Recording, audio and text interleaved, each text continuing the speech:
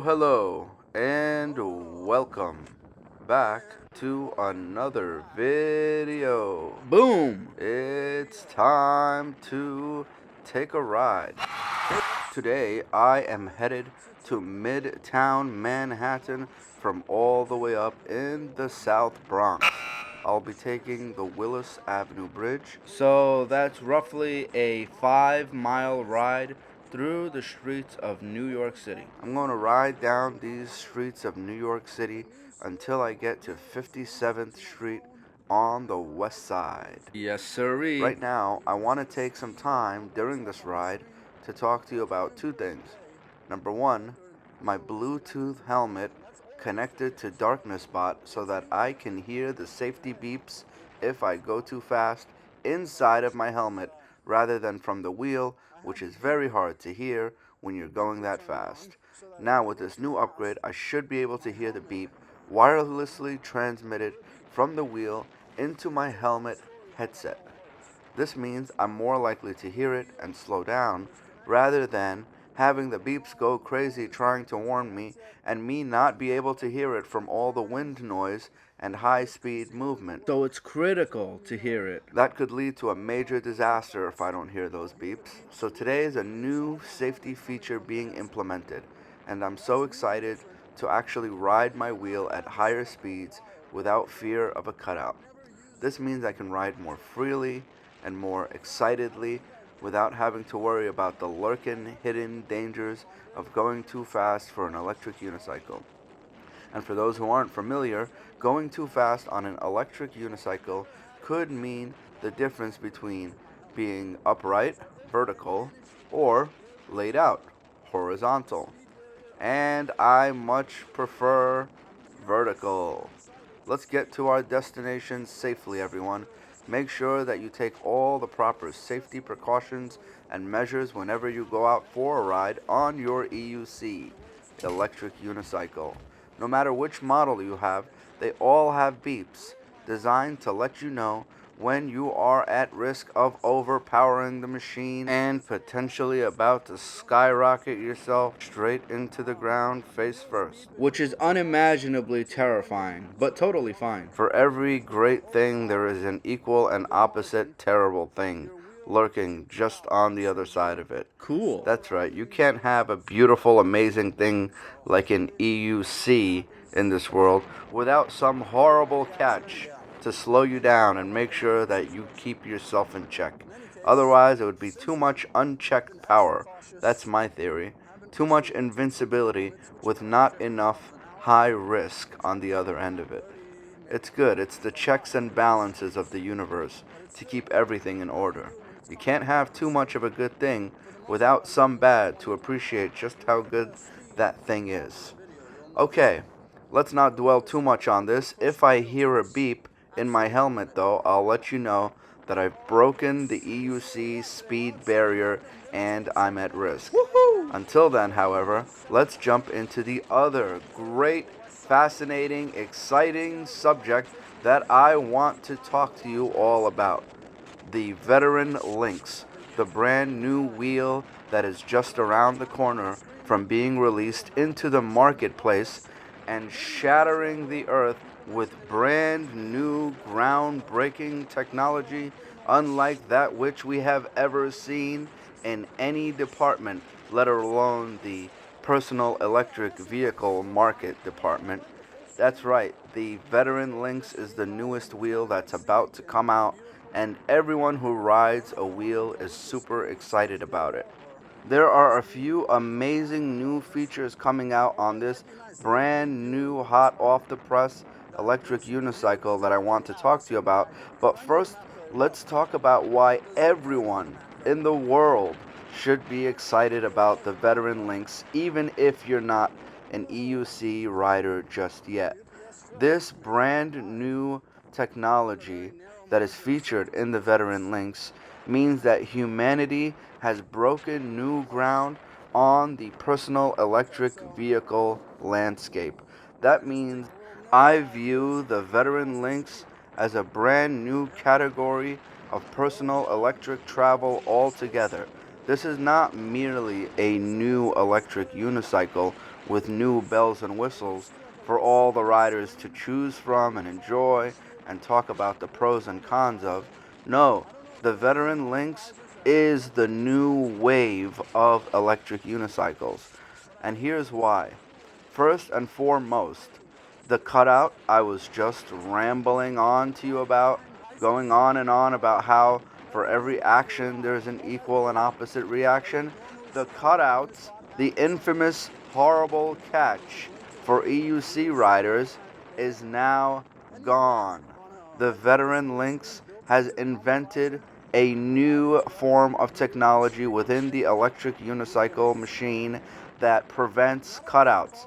No longer do riders have to worry about suddenly losing power and falling flat on their face if they overpower their electric unicycle.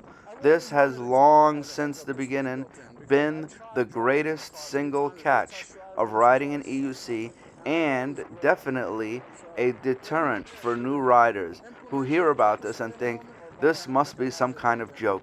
How ridiculous and absurd is it for me to have to worry about falling on the floor while riding at high speeds in between cars and traffic? Who in their right mind would accept that as some kind of caveat for their fun new hobby? Oh, yes, enjoy your hobby, but just know that you may fall at any moment.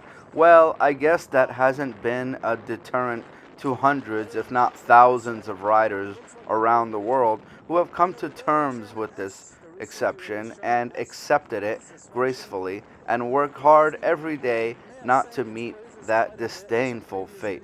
However, as I mentioned, the Veteran Lynx now has new technology integrated into its software and hardware that causes the wheel to slow down to a stop if and when there is a loss of power or power cut failure. We have never before witnessed this kind of ambition or this kind of new breakthrough in the EUC landscape since its inception. And what's funny is that this feature is not even being touted and bragged about and excited for a lot among EUC riders and reviewers alike. Everyone's talking about the 150 volts and the smoothness and the acceleration power and the insane top speed, but I've yet to hear anyone really talk too much about this idea that the wheel will not cut out on riders. I'm so excited about that feature alone, even though I'm not a huge high risk for cutout rider. In fact, I'd say I'm more conservative of a rider than most, except for my riding and weaving through traffic. I just simply don't go that fast overall for what my vehicle is capable of. However, I don't know if that's because of my abundance of caution and trying to avoid cutouts, or if I'm just generally not tending towards super high speed riding. Either way, a lot of riders are riding at higher speeds. Some riders even take highways and roadways in suburban areas and urban commute roads who would be absolutely magnificent candidates for anti-cutout riding wheels. So the only thing left to see is how well does it work? Does it really work? Does it work well? Does it ever fail sometimes? And in practice is always slightly different than in theory. So we riders cannot wait to see this wheel out on the road in action to see if in fact the slowdown slash cutout situation is truly real or if it's just wishful ambitious thinking. I think that this will change EUCs across the market because right now EUCs are becoming more popular, especially in racing events, and it really seems like racing is counterintuitive on an EUC because in a race you want to go as fast as possible and beat your opponents, but on an EUC you want to stay just below the speed limit of the EUC so that you don't cut out and crash and get yourself badly injured. But now with these new wheels, if a whole string of wheels start getting released that don't cut out, which I'm assuming they will, because you can't set the standard that high and not have other wheels follow suit, then I'm guessing now EUCs become more mainstream, they become more used in ramp jumping on hiking trails. They become more used in racing events around the world, socially and physically acceptable. The Veteran Lynx will drop at a record breaking $4,200 per unit. It's not the most expensive wheel we've ever seen, but it's up there among the most expensive wheels we've ever seen. But for the price and for what you get, it's definitely the best value for any wheel we've ever seen. And all of that, and I've only covered one basic feature that eliminates, supposedly, the infamous cutout. The rest of the features, which I've yet to really delve into yet, are features that you will find everyone talking about over and over. And first among them is the fact that the Lynx is the first 150 volt wheel, with all other wheels clocking in at 100 volts, and even some of the newer ones clocking in at 125, 136, and so on. These volts make a huge difference in how much power is output by the wheel while riding. Does that mean that the wheel has better acceleration? Supposedly, yes. Does it mean that the wheel is capable of much higher top speeds than our current family of wheels? Yes, yes, it does. Also, the Veteran Lynx uses brand new battery technology which makes the wheel capable of higher output of power with less amps released from the battery. I don't know the science of how that works, but it basically means a thinner, smaller, lighter wheel with greater power output and longer range riding before you have to recharge the wheel. Granted, with this type of long range wheel, maxing at about 70 miles of range, a few extra miles of range really aren't going to make or break the deal here, but the fact that you can get more power for less battery is still ushering in a new wave of technology with regards to these wheels. I can only imagine that the control boards and the battery powers are just going to get more and more efficient and better for the user overall. Not to mention the fact that the wheel really should be weighing about 110, 115 pounds, which is among the highest weight and highest size and power to weight ratio in a wheel, where this wheel actually clocks in at 80 pounds, which is even less than the new Sherman S, but somewhere right around the same as your standard old school veteran Sherman like the one I'm riding, and even the reduced size veteran Patton, which is a 16-inch wheel with incredible power. The only criticism of that wheel, however, has been that it's 16 inches, which makes it too small to be stable while braking hard or going at incredibly high speeds. Well, guess what? The Veteran Lynx is a 20-inch wheel, back to the same size as the Sherman and the Sherman S, but without all that extra added weight. The weight was also able to be reduced not just because of the new cool battery technology, but because of the magnesium case, a special type of metal which is really strong but really light. And other unicycle makers have not been using these types of metals to create their shells. Or, oop, I should not be going the wrong way here, but I missed my stop. Now I have to go back a couple blocks. Yeah, so the design of the Veteran Lynx is up to date with their most current design, being that mostly of the Veteran Patton, which is their latest wheel before the Lynx. The design is very robust and sturdy looking.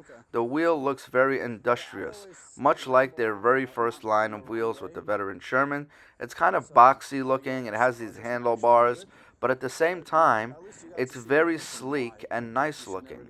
You can tell that the machining and the stamping of the products and parts used for this wheel are getting in line with the best of manufacturing standards that we have to offer at this time. That means these companies are really making money around the world and are reinvesting that money into the production and manufacturing of their new lines of products, which is so exciting to us as riders and even to you as regular pedestrians who are considering getting into riding. These wheels are becoming backed by strong money and strong engineering and design. That means it's picking up, it's getting more popular, and it's only going to get better from here. What an exciting time for the wheel industry. It's funny to think that regular people who see us zipping by along the streets of Manhattan or Los Angeles think to themselves, oh, cool, a wheel thingy, and are very vague on the specs and have no understanding of what they're seeing. When you compare that to wheel riders who are nitpicking every little feature and specification of each wheel. And to us, there's an entire revolution happening right under our nose in front of our eyes, and to the general public, nothing. No profound wisdom or insights or experience regarding the subject. No one's excited. Everything looks about the same from where everyone is standing. So you just have to be in the know to really understand what's happening here with these wheels. By the way, if you hear a little bit of my voice in the background while I'm talking to you during this video, well, it's because I didn't have the furry cat mic cover during the recording of this ride, and so there is a lot of wind noise. And because of that wind noise, which I detest, I cannot stand the old school wind noise videos that I uploaded about 200 videos ago. Yeah, I can't go with that. So what I'm doing is I'm re-recording my voice over the video as best I can, trying to match the excitement and thrill of all the Lynx stuff I was talking about.